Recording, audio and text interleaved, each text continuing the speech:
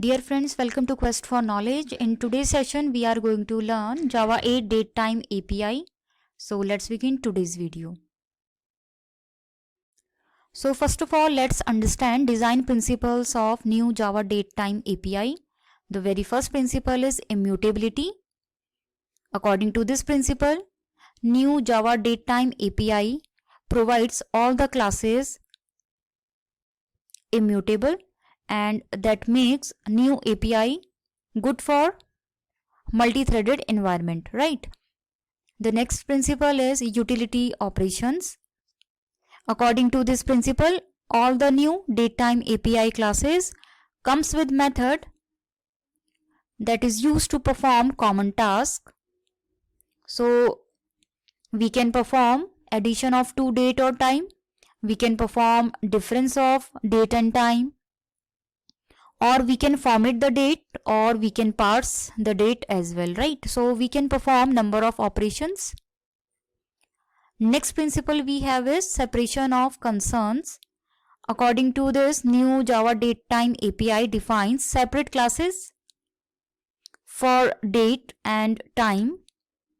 It provides separate class for timestamp or time zone. So we have number of classes. Java 8 Datetime API provides packages. The first package is java.time package. This particular package contains all the base classes. It contains local date, local time, local date time, instant, period, duration, etc. Next package is java.time.format package. This format package contains classes used for formatting and parsing datetime objects. Next package is java.time.zone package. This zone package contains classes to support different time zones and their rules, right? So now let's understand these classes one by one. First class is local date. It is an immutable class, as we discussed earlier that all the classes in new datetime API are immutable.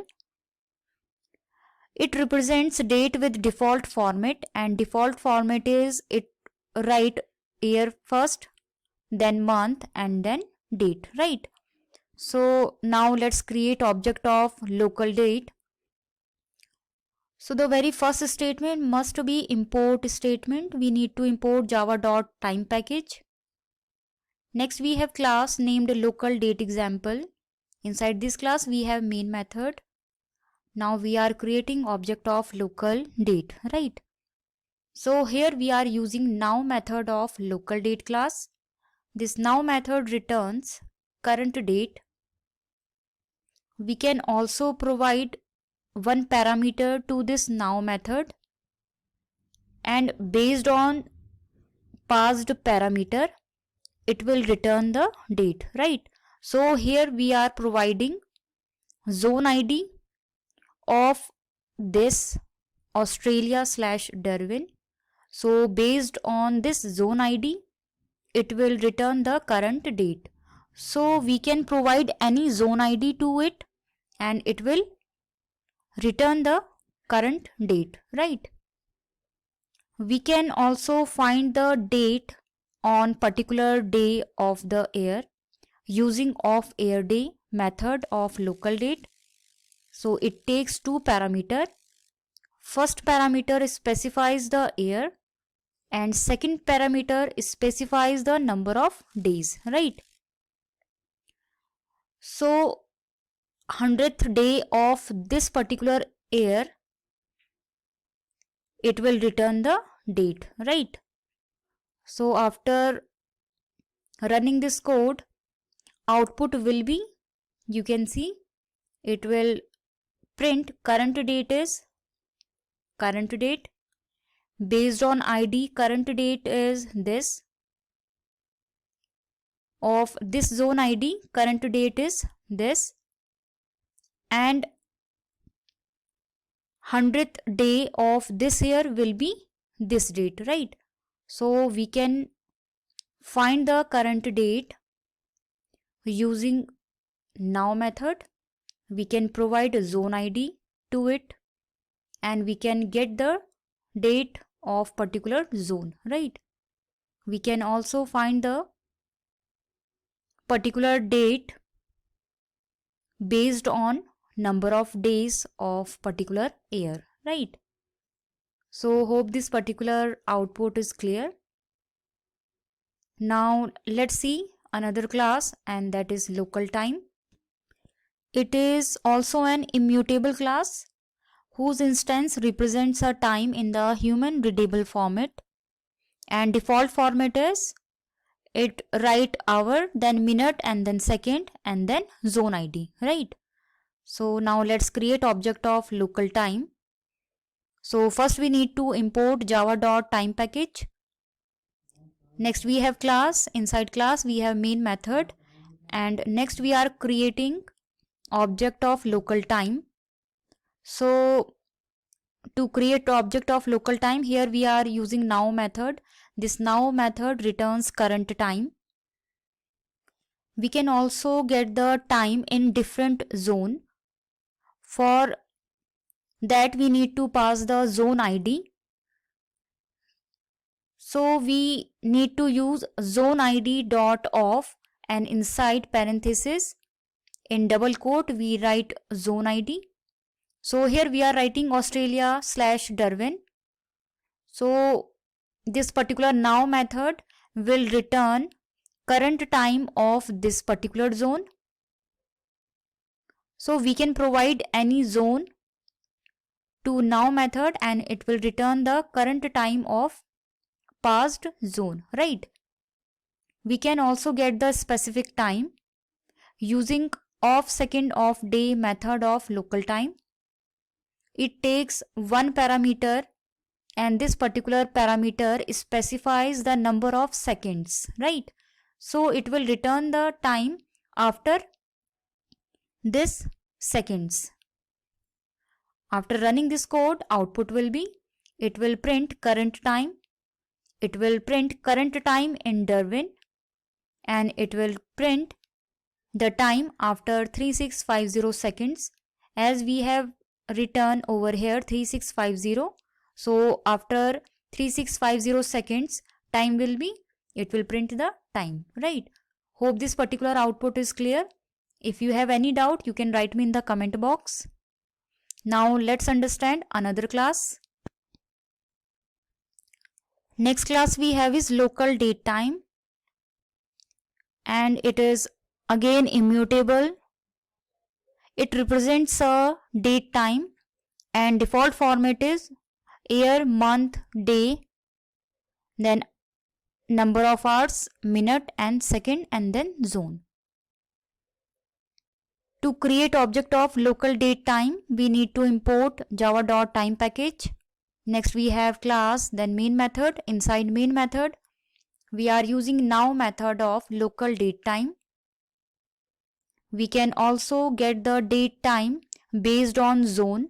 So we need to use zone ID dot off, and we need to pass zone inside double quotes. So it will print the date time in this particular zone, right? So after running this code, output will be, it will print current date and time, and it will print date and time in this particular zone, right? So using local date time class, we can get the date and time, and we can also get the date and time of particular zone, right? Java 8 Date API provides number of methods, and using those methods we can add and subtract number of days and weeks, or we can add months to date and time. Now let's understand these method using one code. So here we have one class named Date API example. So first we need to import java.time package. So this is the syntax: import java.time.asterisk.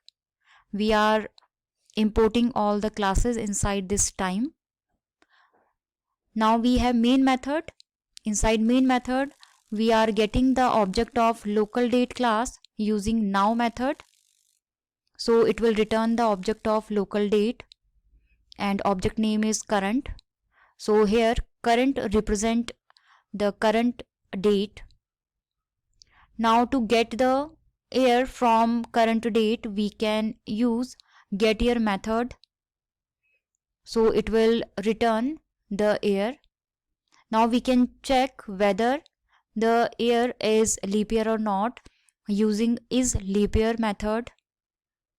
So if the year is leap year, it will return true. If the year is not leap year, it will return the false, right? Now using plus days method, we can add number of days to this particular date. We can add number of weeks to it. We can add number of months to it. So these method take one parameter. So in case of plus days, this parameter specifies number of days to be added. In case of plus weeks, parameter specifies number of weeks to be added. And in plus months, this particular parameter specifies number of months to be added, right? In similar fashion, we can subtract number of days, number of weeks and number of months from the date. So this is the syntax. So when we run this code, output will be, you can see it will print current date first, then it will print the year, because here method used is get year, so it will return the year, that is 2021. It will return true or false based on particular year is leap year or not. So 2021 is not leap year, so it will return false. Now according to these operation, it will return the date, right? As you can see, 12 days after today will be this, 2 weeks after this is this. So it will print the date based on these operations, right? So hope this particular output is clear. If you have any doubt, any query, you can write me in the comment box. Now let's see another Java code to understand date formatting and parsing. To format the date, we need to import java.time.format package. And to deal with date API, we need to import java.time.asterisk. That means we need to import all the classes inside time, and we need to import all the classes inside format, right? Now here class name is date formatter example. We have main method. Inside main method, we have object of local date. We are printing default format of date. Now we are printing the date in this format using date time formatter class. So here function used is of pattern. So accordingly we can give the pattern to it and it will print the date. And we can also parse the date. So here we have date time, that is object of local date time. So to format the date time, we need to use format method, and to format method we passed parameter of date time formatter. So here we are using of pattern method of date time formatter, and we are giving the desired pattern to it. So for date we are providing pattern, and for time we are providing the pattern. So according to this pattern, this particular date time will be printed. So we can give the required pattern to it and it will print the date and time. We can also parse the string. So based on this pattern, this string will be parsed to date. So after running this code, output will be, it will print default format of date. As you can see, it will print the dates in these given formats. It will print the default format of date time, as you can see over here, and it will print the date time in these given formats, right? And according to this particular string is parsed to this particular pattern, and now the date after parsing is this. So hope this particular output is clear. If you have any doubt, any query, you can write me in the comment box. Thank you so much for watching this video.